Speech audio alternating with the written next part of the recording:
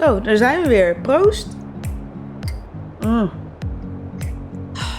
Zo lekker. Ciao tutti, hallo iedereen en welkom weer bij een nieuwe aflevering van Farming Simulator 22. In de vorige aflevering hebben wij het kalk verspreid over het land en vandaag gaan we eindelijk beginnen met het koolzaad inzaaien. Tijdens het zaaien zal ik jullie ook weer interessante feiten en leuke weetjes vertellen over koolzaad. En ook komen wij er in deze aflevering achter dat er nog veel meer veranderingen zijn in de Kamsten map. Dus ik zou zeggen heel veel plezier met deze aflevering. Dan gaan we even kijken voor het zaaiseizoen van koolzaad. Hey! Het is veranderd. Ze hebben het aangepast. We kunnen nu ook in september zaaien. Of oktober. Dus we hebben nog een maand de tijd om te zaaien. Voor koolzaad. Ik zweer, dit was anders. Dit was echt anders. En ze hebben nu ook voor tarwe en gerst...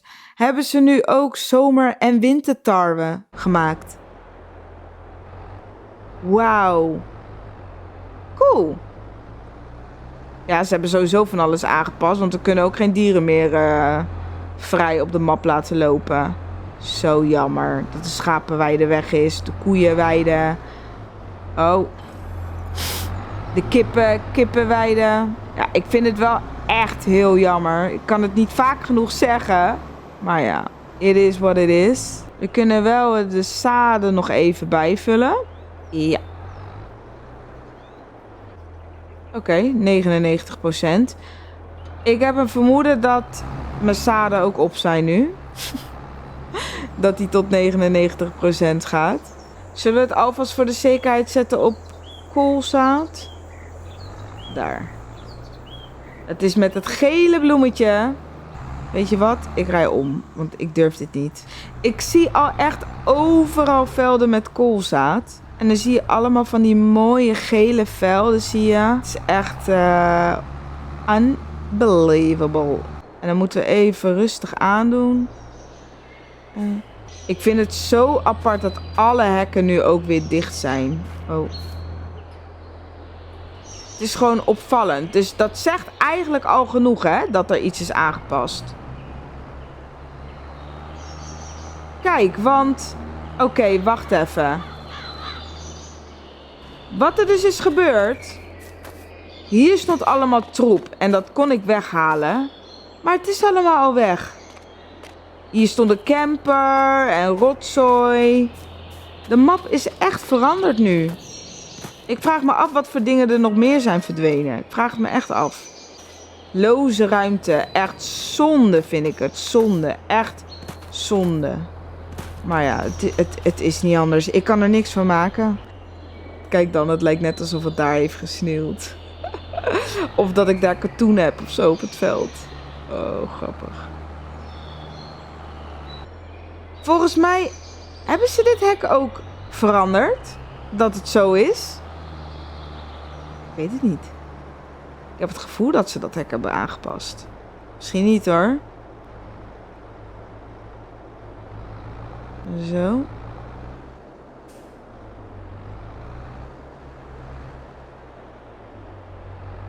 Nou, dan gaan we het koolzaad zaaien. Dat gaan we uitklappen. Dat kunnen we sowieso nog wel vandaag doen. En weet je wat het is? We hebben natuurlijk onze boerderij helemaal nieuw gemaakt. Dus misschien is het ook wel leuk om het een keer in het donker te zien. En al zijn we eerder klaar dan het donker, dan kunnen we altijd even de tijd vooruit spoelen. Om dus te kijken hoe en wat. Inschakelen, laten zakken. En daar gaan we. En misschien is het handig om een rijmarkering te doen.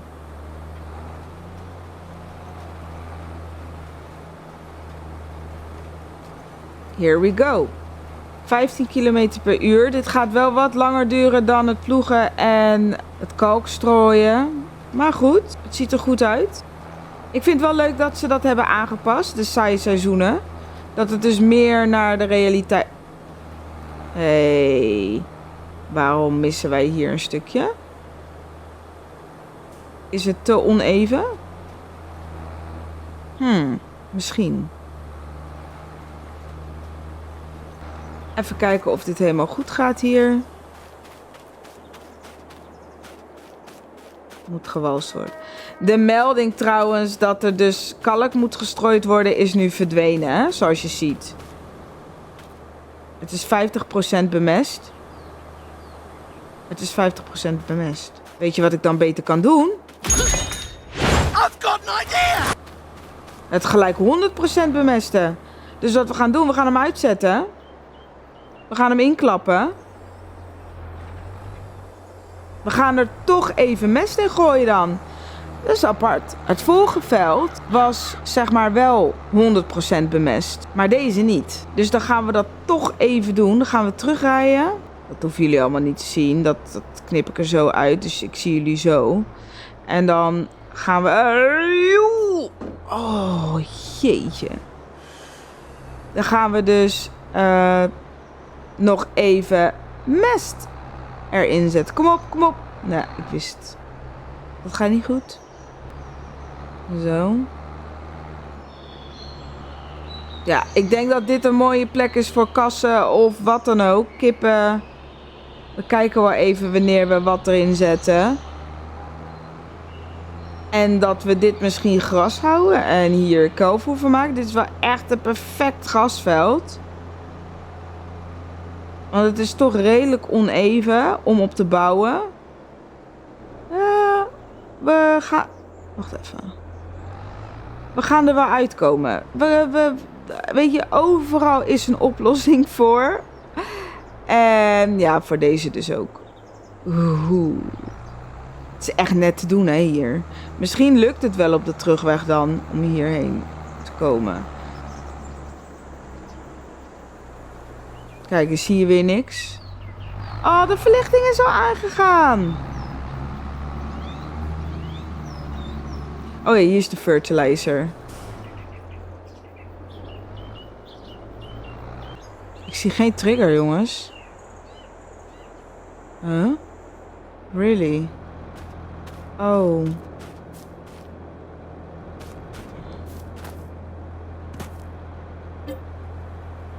Kan dus geen vloeibare mest hierin. Vloeibare mest is dus echt wel wat anders dus of zo. Liquid fertilizer. Oh, en ik heb die korrels nodig, dus het past hier niet in. Ja, dus we gaan nog een fertilizer plaatsen. En die plaatsen we gewoon lekker ernaast. Moet die wel een beetje op de lijn komen. Zo denk ik. Zo. Die staan naast elkaar. Dus moeten we even fertilizer erin doen dan maar.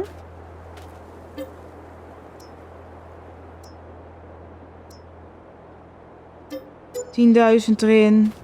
Ja, het kost weer allemaal extra geld. Maar stom zeg. Dit is vloeibare mest. Die kan hier helemaal niet in. Echt stom. Dat ik daar niet aan heb gedacht, hè. Maar goed. We kunnen wel een mesttank ooit kopen. Oh, wow. Hier zit echt een hobbel. Die moeten we wel een keertje aanpassen. Kijk, deze vult wel bij. Dus we moeten hier de grond een keertje weer even aanpassen. Sowieso wil ik het doen en die hekjes even rechtzetten die daar zo... Dit bijvoorbeeld, kijk, want nu zweeft dit hek. Dus dat ga ik ook nog een keer aanpassen. En dan ga ik het hier wel gelijk... Oh ja, oh. Nou, de kans is groot dat ik deze weer moet verwijderen. Maar voor nu laten we het even zoals het is. We hebben er geen tijd voor. En dan gaan we nog een keer zaaien. Ja, ik hoop niet dat jullie misselijk worden elke keer omdat ik zo'n gekke bocht moet maken. Maar ik ben dus benieuwd als ik dit stukje opnieuw doe, of hij dan mest strooit. Dus we gaan hem uitklappen.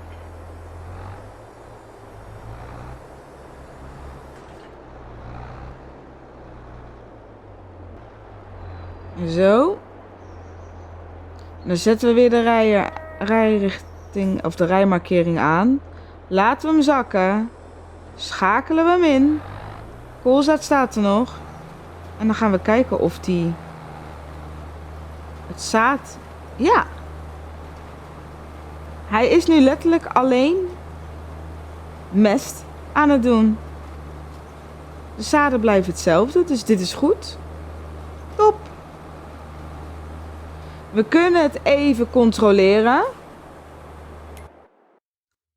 Of die nu 100% is bemest. Dat kunnen we op de map heel makkelijk zien. Dan gaan we hierheen. En dan gaan we naar groei bemesting. Kijk.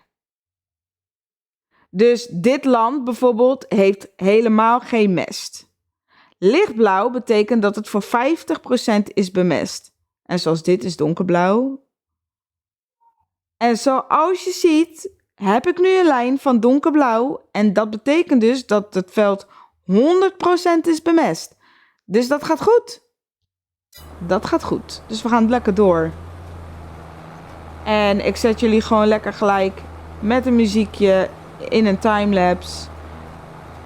En ik zou zeggen, geniet ervan dat ik het hele veld ga inzaaien met koolzaad.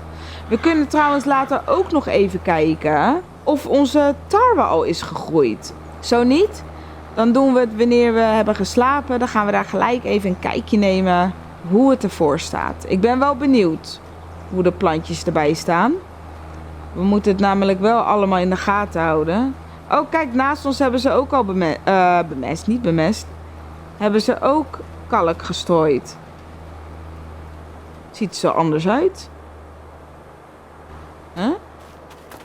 Hebben ze hier aardappels gehad of zo? Volgens mij krijgt het dan zo'n soort structuur. Maar hier hebben ze dus ook gekalkt. Grappig. Let's go. Zag je ook in mijn tractorsprong?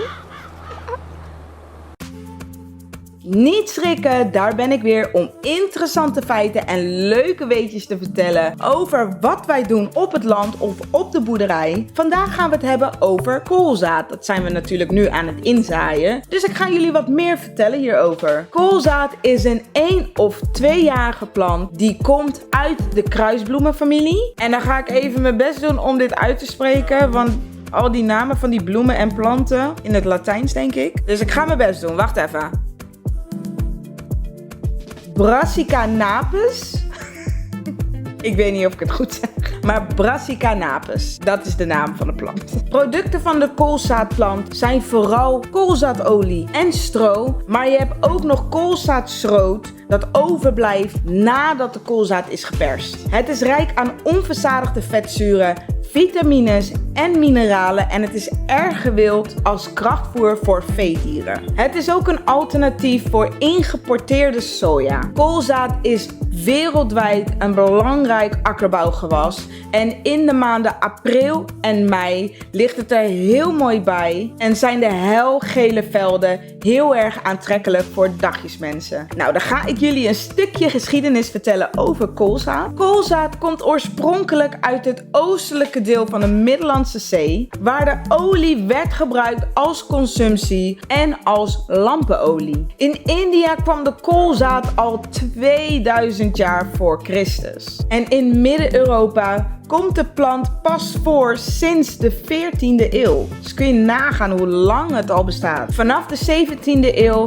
wordt er op veel grotere oppervlakte koolzaad verbouwd. En in Nederland en Noord-Duitsland is koolzaad het belangrijkste oliegewas. Het Groninger volkslied van 1919 vermeldt koolzaad als de gouden rand voor het juweel, de stad Groningen. Weet je dat ook weer?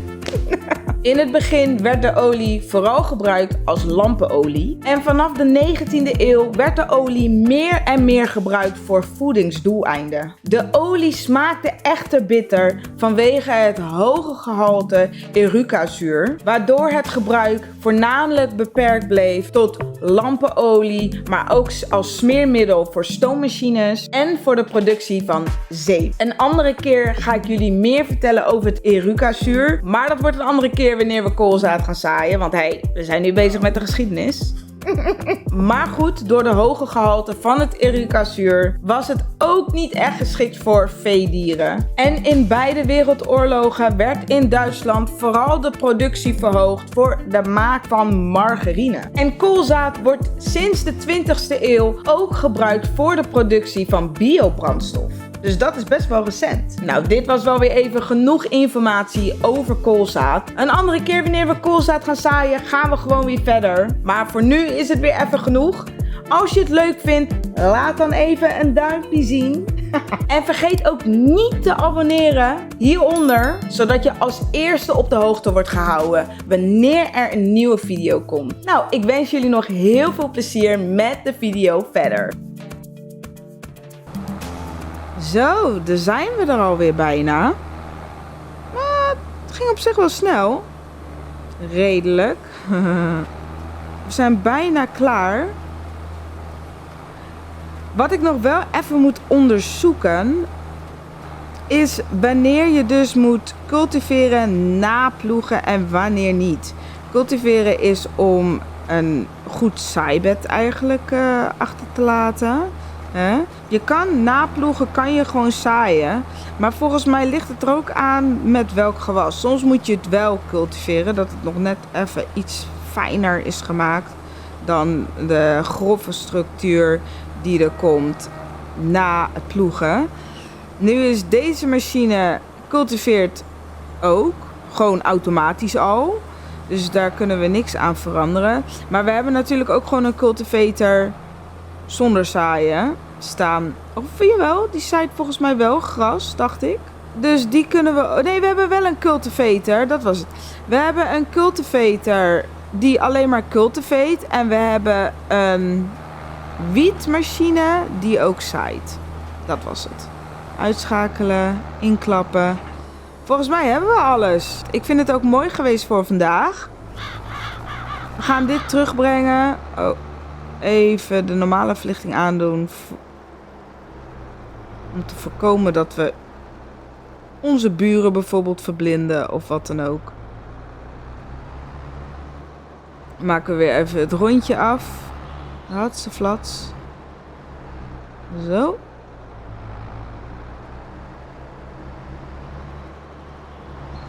En dan gaan we gewoon slapen en dan gaan we in oktober gaan we weer verder. Oh nee, dat kan niet. Nee, dat kan niet. Dat zeg ik, zomaar zeg ik dit.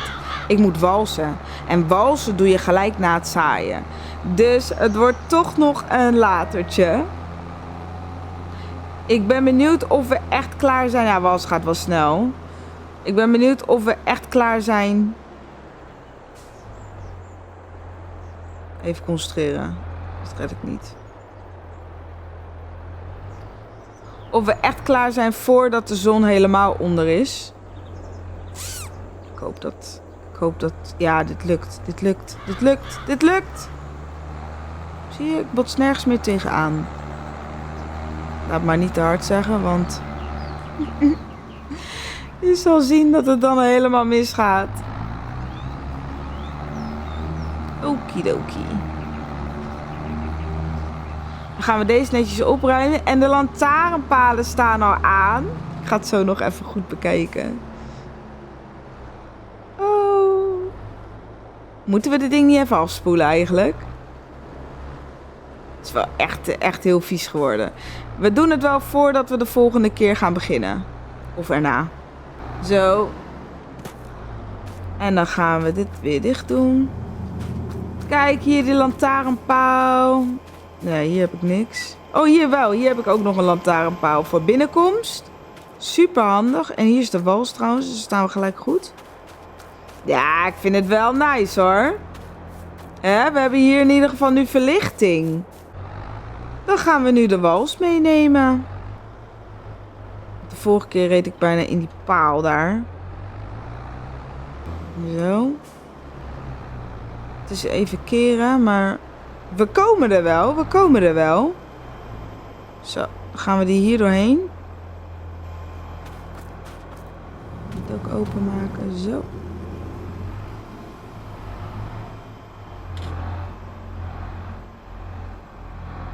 Huppatee, lukt makkelijk. Zo, dan rijden we weer met dit ding naar het veld toe. En dan gaan we het veld... Ja, ik denk dat we zo klaar zijn met het walsen hoor. Ik denk dat dat echt niet zoveel voorstelt.